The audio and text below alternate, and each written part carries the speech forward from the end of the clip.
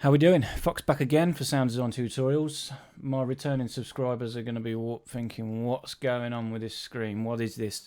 It is Studio One version 3.5. Steve at Presonus was good enough to give me a copy of this for this purpose, so I can get to learn it, do some sound design tutorials for their synths, tutorials on their effects, their samplers, generally just use it day to day. Running alongside my Ableton stuff just to branch out, try and reach some more people. Yeah, that's exactly what I'm going to do. I'm going to jump straight in. I've made this arpeggiated sound with Mai Tai, which is their flagship sort of polyphonic synth. I'm going to show you the sound, show you how I made it. The patch is free to download in the description, so let's get cooking. So this is a little beat I've got going. You'll hear the arpeggiated sound running in the background.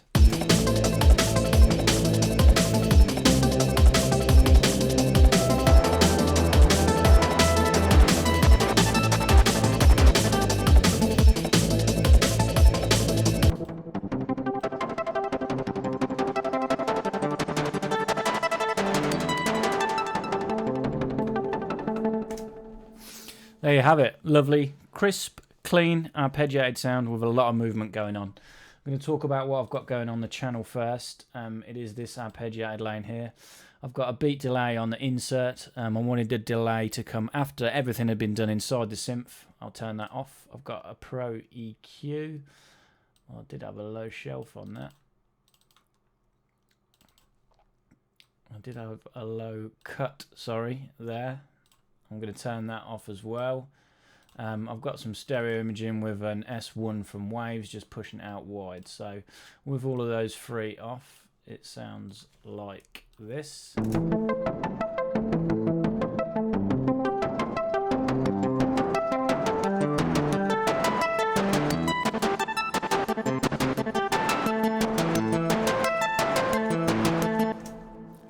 Should talk about the note effects now, which is the arpeggiator. This Mai Tai synth, although it is quite capable, albeit a little bit basic, it does not come with an arpeggiator.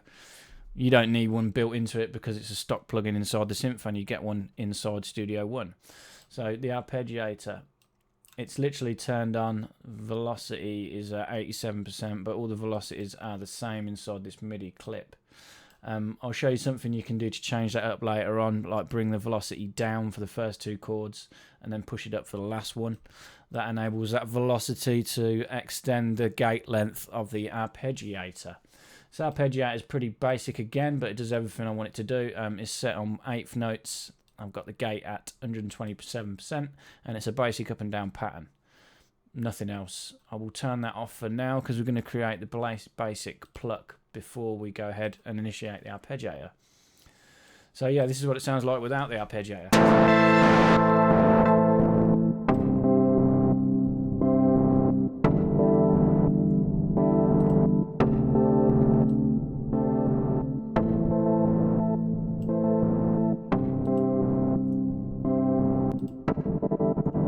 Going to make use of this gator. I love gator or trance gate things. Anybody who knows me knows that I'll create them. If the synth doesn't have it, I always create them with an arpeggiator or step sequencer, whatever the synth's got to do it. So yeah, we're going to be making use of that.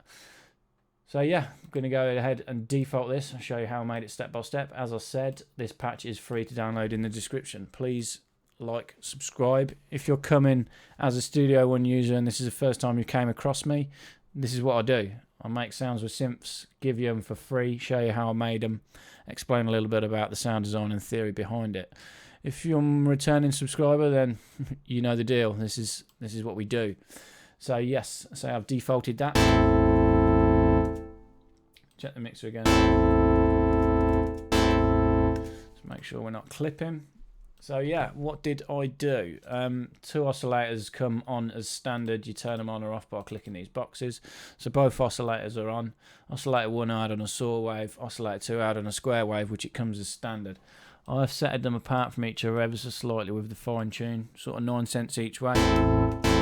Makes it sound a bit more analog because they drift apart from each other. This spread relates to the number of voices, I believe. Obviously, if you're playing a chord, it helps. It sort of pushes the sound apart. You'll hear.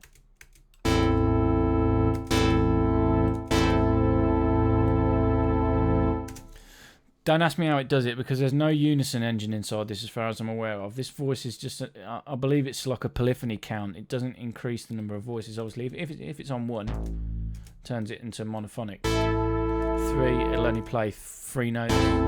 But once we get to 7, we're playing 6-note chords. It doesn't make any difference. If we have 10, 32, or 24, whatever.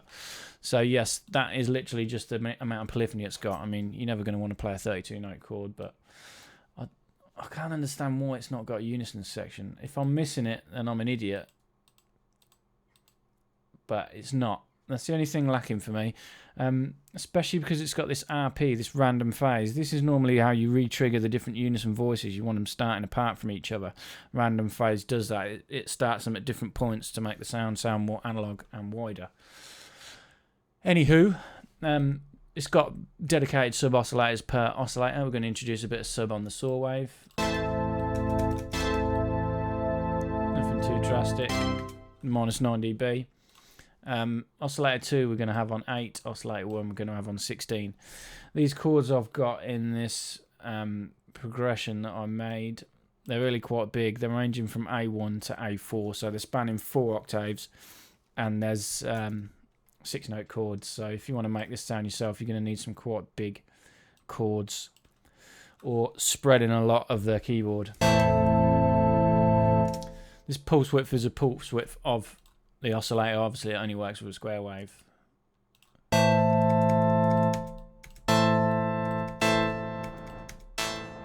Ranging from a real thin sound to a real wide one, or a wider pulse to a thinner pulse. We're going to be modulating this later on with an oscillator. As I say, we want the RP on for oscillator 1 to start the random phase, so it makes it sound a little bit more analog. It has a built-in noise generator, which we're going to make use of. The colour I push quite far around to about 0.56. The level I turn down. You're not really going to hear this for now, but I'm going to flick it in with an LFO later on. Actually, I should probably give somebody a shout quick. Big shout to Crossbeats Music Production. It's Nate Tai is an Australian bloke who does pretty much the same sort of thing as me, but he's a lot more mix orientated. I've learned a lot from him. I've only been using this for a week, simply by watching his videos. He knows a lot about this DAW. If you've found me before you've found him, there'll be a link in the description to his channel. Head over there and check him out. We're going to be doing something together in a few days, hopefully. Sort of a live Q&A where I can ask a few questions about some doubts and some queries that I've got coming from Ableton as an Ableton user. But yeah, he's very, very skilled in this DAW, so check him out. So yeah, as I say, you can't really hear that noise level at the minute. It will do when we introduce the LFOs later on. Character section, this is cool. These are different algorithms and varying amounts of distortions and filters and stuff that give you different characteristics. The one I went for was ardency. Just tend to hone it all in and sort of push it a bit more centered, which is what I wanted for this pluck sound. We then go into the filter. Again, everything's turned on and off by these boxes. The filter comes on as standard, and it automatically maps envelope 2 to the filter, as you can see.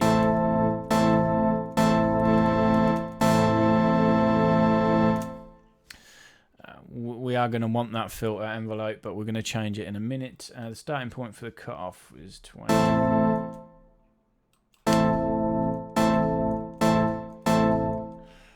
Why?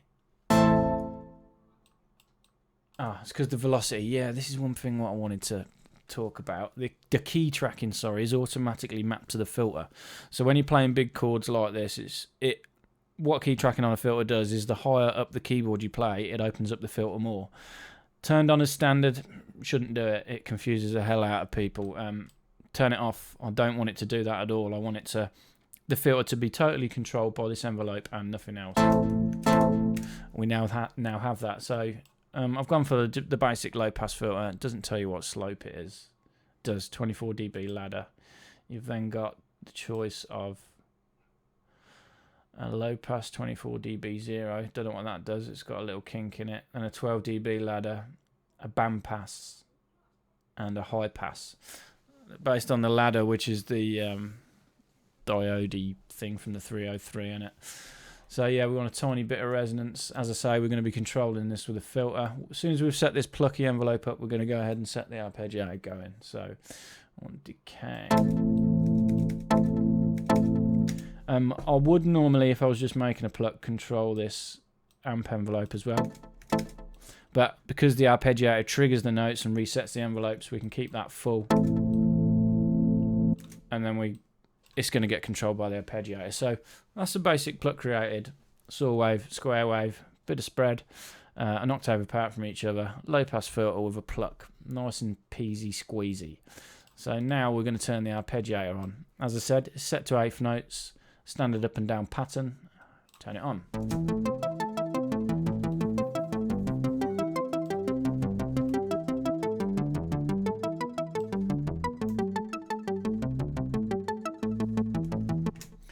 Lovely, nice, cute, little plucky arpeggiated sound. Yeah, as I say, I'll probably introduce the velocity now. So let's bring the arpeggiator in. If we introduce this velocity 77%, it's going to take the velocity into account when it controls the note length. So for the last two chords, if we are on velocity in this section here. If we bring these down and then slowly bring them up, it should increase the note length over this chord progression.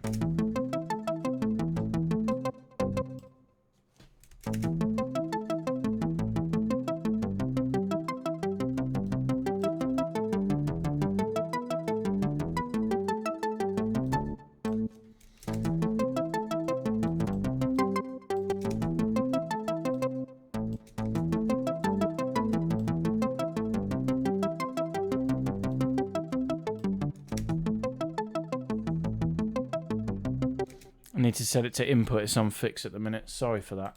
So now it's going to respond to the velocity. Noob. So yeah, if we have varying degrees of velocity increasing, you're going to hear the note length increase now as the chords progress.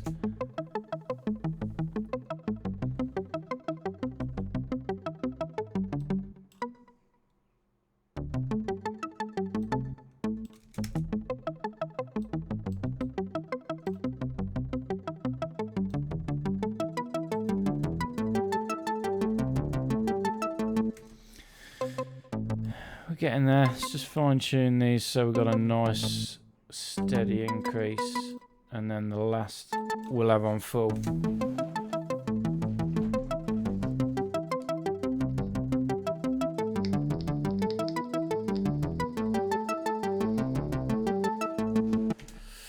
You can hear that taking effect, increasing the note length. You don't really need to do that, but it's going to add a bit more of a flow to these chords and help everything evolve a little bit more. So the arpeggiator is set up. The filter cutoff is automatically mapped to envelope 3, as we said. Amp envelope's wide open. The gate's being controlled by the arpeggiator. Easy squeezy. What we're going to do now is we're going to introduce this reverb. All I did was push the mix around and increase the side a little bit. We are then going to go to the mix section, the channel strip, and bring in the beat delay. Talk about this beat delay. It's a preset I made myself. I've got feedback of 30%, a 1/8D or dotted, so it's in between the beat amount and the mix on 30%. Simple as that. I'm also going to bring in that filter, just cutting out some of the lows. This was mainly for my mix. And the S1 imager, just pushing it a little bit wider.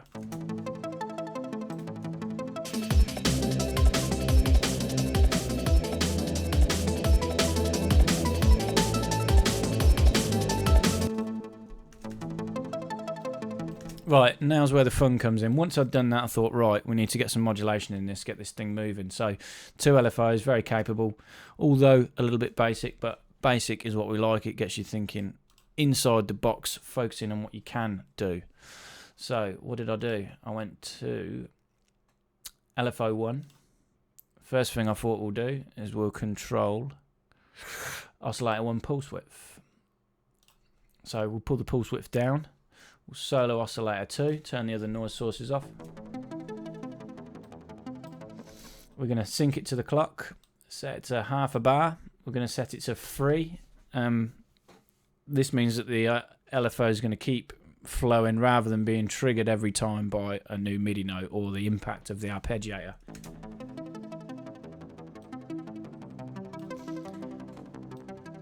Oscillator 2 pulse width, that should be.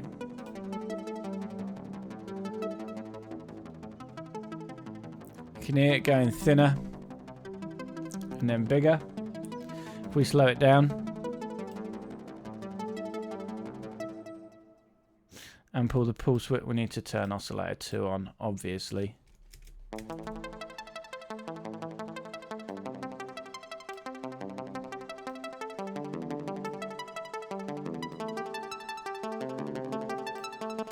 All adds movement and texture to the sound. I'm going to bring oscillator 1 back in.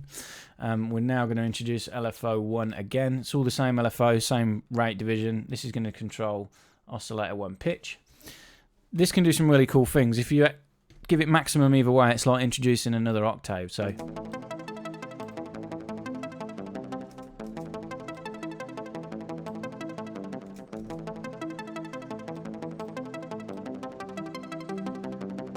doesn't really have any effect until we introduce some filter cutoffs and widening of filter later on, so we'll come back to that one. Oscillator 1 pitch, LFO 1 noise level. So yeah, the noise generator, we'll bring that on. As I say, colour was quite middling.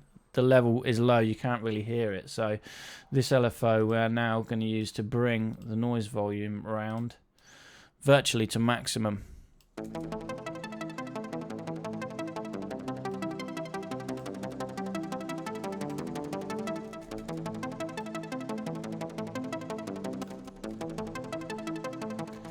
We need to set that delay off. We always forget about that. Again, it introduces a quarter beat delay on an LFO as standard.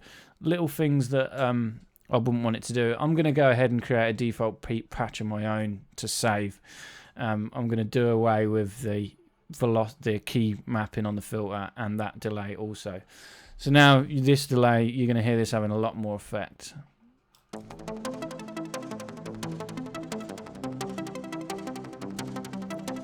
Every half beat it's going to flick the noise volume in. If we change it to a square wave, it's like a definite on-off switch then.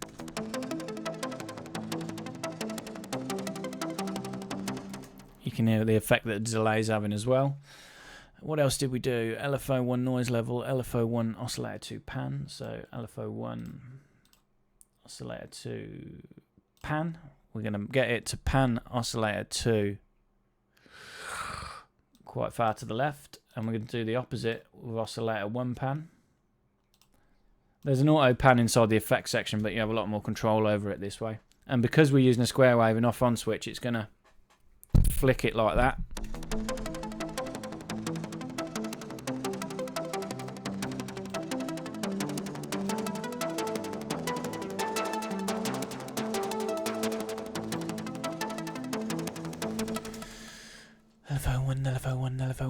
LFO 1, we're going to set to filter resonance. This isn't going to do anything until we open the filter up a little bit later on with a macro.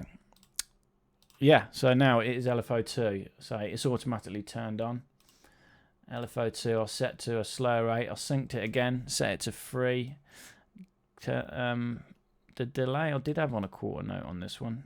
Because it's a lot slower, you can afford to have a delay or a feed into it. So it's got a quarter note feed in. I'll set it to 1 bar. This one is a square wave as well, so it's like an on-off switch again. I may try it with a triangle wave to have it a bit more flowing. So LFO 2, we had control in the filter cutoff, which it already is on here, about half the way between half and full.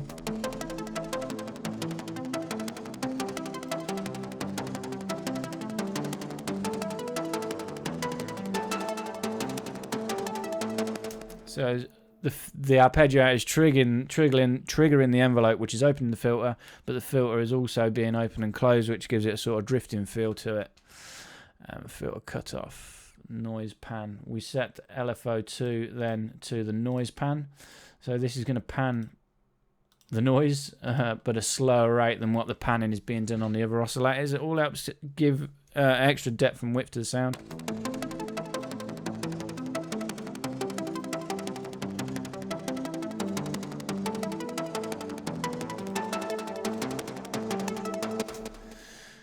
Oscillator 2, filter cutoff, noise pan, oscillator 2, pan, we've done that. Oscillator 1 pan, oscillator 2 pan. Yeah, that's it. That's the only thing I did that for. Or did I? Oscillator 1 pan, oscillator 2 pan. That's it. Okay, all I did now was introduce a mod wheel to open up the filter also. So filter cutoff. Again, 3/4 of the way between half and full, and filter resonance halfway. So what this is going to do now, as we introduce the mod wheel, it's going to open the filter, which gives a more sustained feel to the sound. We also want this mod wheel to open up envelope 2 sustain. This is the filter that's controlling the envelope. So as we're opening the filter up, the filter envelope sustain is increasing this, which increases the note length, the overall note length of the sound. You'll hear what this is going to do. Also, it's increasing the resonance, which then lets LFO1 close the resonance off, which is a mapping that we had here in Mod Matrix A. Bit complicated maybe for my first patch for you guys, but anywho, this is what the mod wheel now does.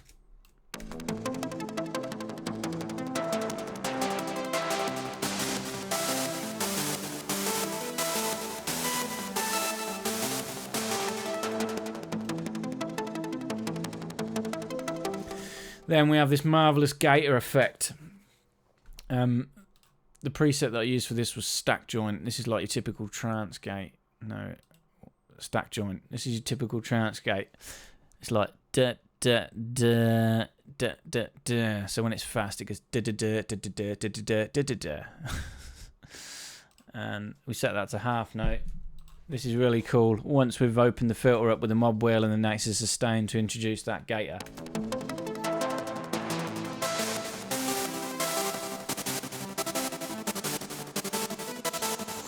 We need to turn down the noise level.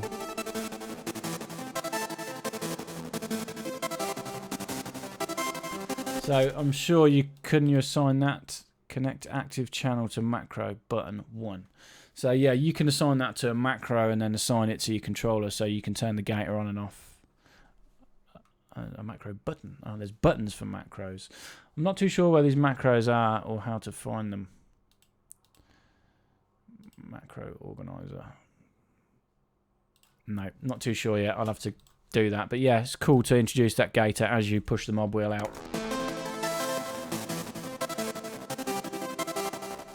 That's the sound done. Lovely. Let's now introduce it back into the whole little beat that I've got going on.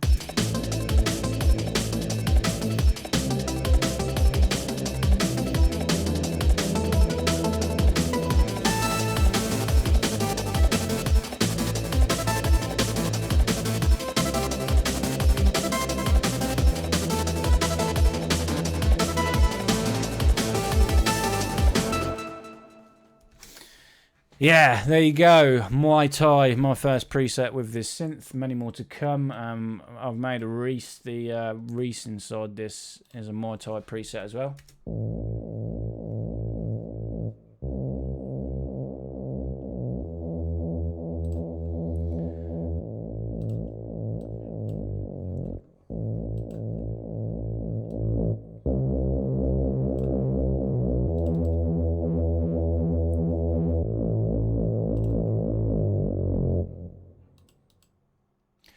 Which is this. Not much to it really. 2 saw waves, detuned a bit. Bit of delay. Some drive on the filter. Yeah, there you have it.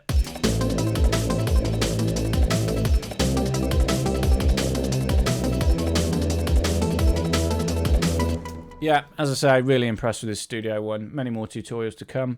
Quite a capable little synth. Yeah, please subscribe. Thanks for watching. Cheers.